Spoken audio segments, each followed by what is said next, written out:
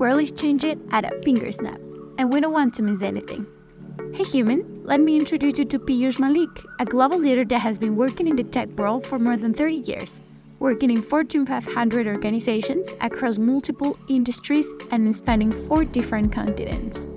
We'll talk about how to boost young talent, how to analyze and adapt to tech changes, and obviously artificial intelligence and its evolution. Hope you enjoy it! Actually, it's an engineering organization that we do this thing for. But we are going to be launching prepare for engineering entrepreneurship for high schooler. What do you think? AI will take your job. The very first talk on that I gave in 2010. And when it was not even out there. AI has been around for the last 60 years. And both a cycle come in spring and winter. Today we are going to the spring of AI. Yeah, right.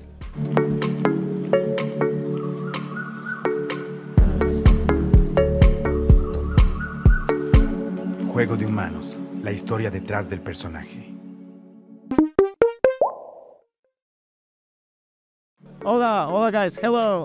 So we're now at Startup Grind, and this is really cool event in the Silicon Valley in Redwood City, and right now we're with Piyush Malik. So happy to meet you. Please let me know about what you're doing, and What you know, acting for guys. Wonderful event, great energy. Just came out of listening to Vinod Khosla. I'm sure you heard as well.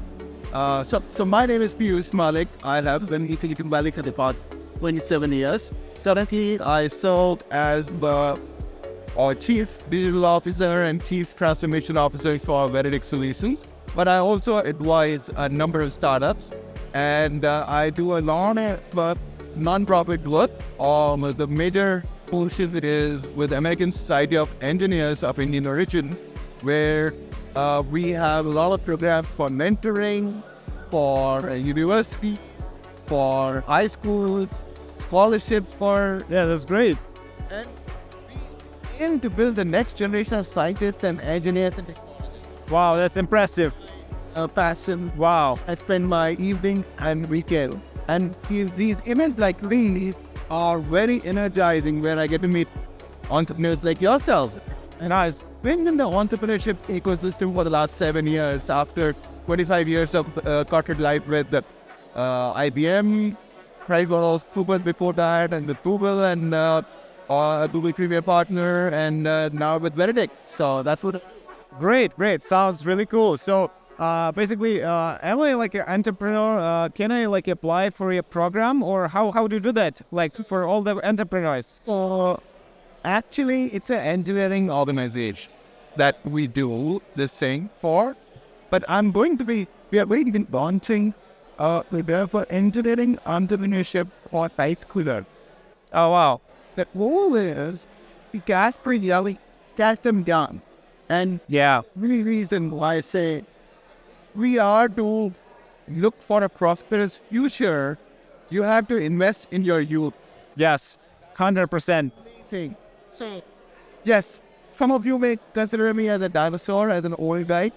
And that's what I used to think of myself when I was at IBM. I think we're the IBM here, but Yeah. But I have no shame to admit that IBM is one of the most innovative companies, have been reinventing themselves for the last 111 years. And even 7 years after leaving IBM, I still believe true. But I stand by any of the employers or any of the alumni organizations that I have been part of.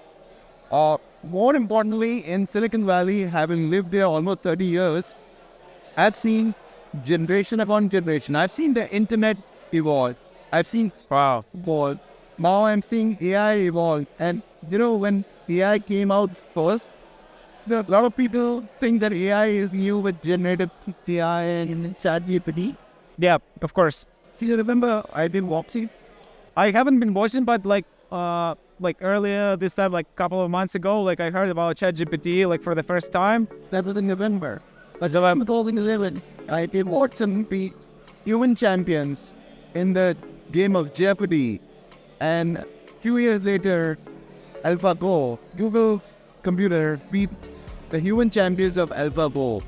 So these things have continued and it goes back another couple of decades. There was another IBM computer which beat human chess champions. Wow. Yeah. As a means of capturing the common man's interest in technology and demonstrate the capabilities of the industry and the advancement of technology. But we know that technology is advancing and people have to adopt it. You know, today everybody is going gaga over ChatGPT. Yeah, 2 months down the line, there'll be many other variants, much cheaper. People will forget about ChatGPT because new variants will come. Yeah, but you live here for 30 years, right? So you saw a lot of generations, but do you have some fears about ChatGPT? Because like this is like a common question of the like simple people. Like, okay, it's gonna replace my job. What do you think? AI will take your job. The very first talk on that I gave in 2010. And when it was not even out there. You know, AI has been around for the last 60 years. And both a cycle common in spring and winter. Today we are going to the spring of AI. Yeah, right. You know, it feels like winter, like spring will come.